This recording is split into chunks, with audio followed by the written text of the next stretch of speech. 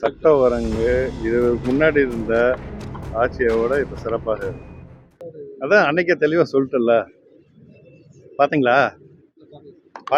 எந்த டிவி? ஏன்னா இவ்வளோ லேக்கிங்காக இருக்கீங்க. சார், தமிழகம் முழுவதும் கற்பழிக்கப்படுறாங்க, கொலை செய்யப்படுறாங்க. சட்டம் ஒழுங்கு பார்த்து சட்டம் ஒழுங்கு உங்களுடைய பார்வையில் எப்படி இருக்கு சார்?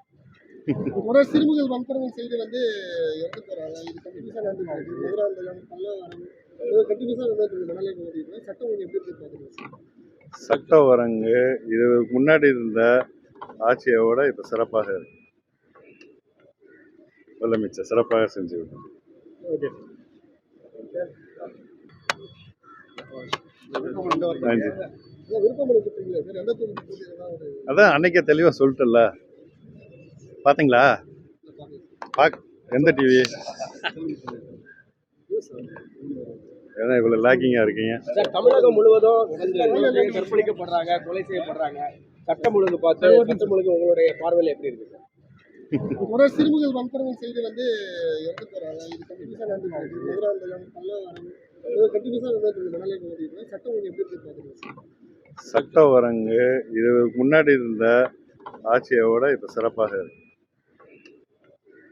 முதலமைச்சர் சிறப்பாக செஞ்சு விட்டோம். ஓகே. நன்றி. விருப்பம் அதான் அன்னைக்கே தெளிவாக சொல்லிட்டல. பார்த்தீங்களா?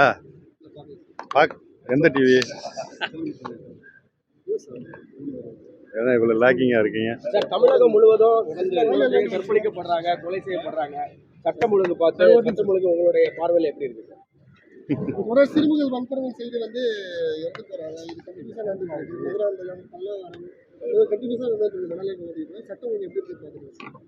சட்ட ஒரங்கு இது முன்னாடி இருந்த ஆட்சியோட இப்போ சிறப்பாக இருக்கு. முதலமைச்சர் சிறப்பாக செஞ்சு விட்டோம். ஓகே.